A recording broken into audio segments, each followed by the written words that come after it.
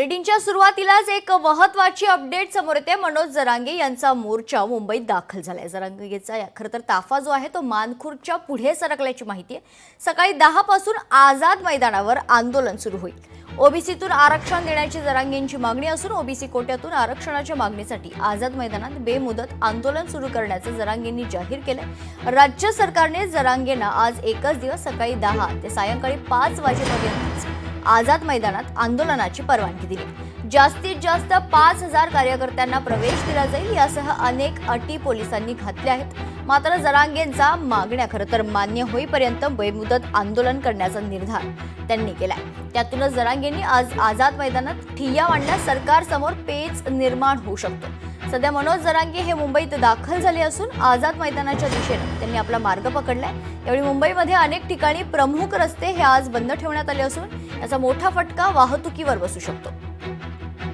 दरम्यान याचाच आढावा घेतलाय आमच्या प्रतिनिधी मीनाक्षी म्हात्रे यांनी। आपण पाहतोय मनोज जरांगे पाटील हे आता मुंबईत दाखल झालेले आहे। आज सकाळी पहाटेपासूनच ते नवी मुंबईमध्ये पाहायला मिळाले। मात्र मराठा समाजाला आरक्षण मिळावं यासाठीचा आज त्यांचा आंदोलन आहे। मात्र आपण पाहतोय की जरांगे यांच्या मागण्या मान्य होईपर्यंत बेमुदत आंदोलन ते करणार आहेत। सध्या आपण पाहतोय की नवी मुंबईच्या वाशी टोल नाक्यावरनं जरांगे पाटील यांचा ताफा पूर्णतः मराठा बांधवांसोबत मुंबईत आता दाखल झालेला आहे। मुंबईत यामुळेच अनेक रस्ते जे आहेत ते बंद ठेवण्यात आलेले आहेत। आपण पाहतोय की मोठ्या प्रमाणात या ठिकाणी पोलीस बंदोबस्त पाहायला मिळतोय। यासह आपण पाहतोय की मराठा बांधवांचा हा मोठा जनसागर जो आहे मुंबईत दाखल झालेला आहे।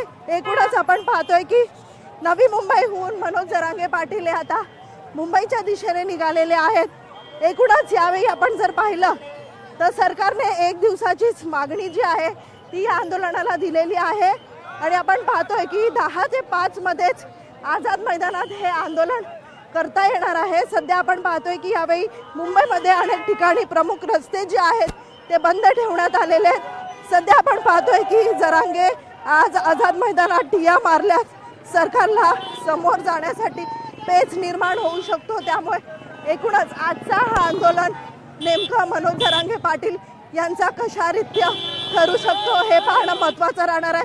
सध्या आपण पाहतोय की मोठ्या प्रमाणात मराठा बांधव जे आहेत ते आता मुंबईच्या दिशेने रवाना झालेले आहेत। नवी मुंबईमध्ये दाखल होतात मनोज जरांगे पाटील यांचं जंगी स्वागत जे आहे ते मराठा बांधवांकडून करण्यात आलेला पाहायला मिळत आहे। रोहित कांबळे, मीनाक्षी म्हात्रे, लोकशाही मराठी, मुंबई।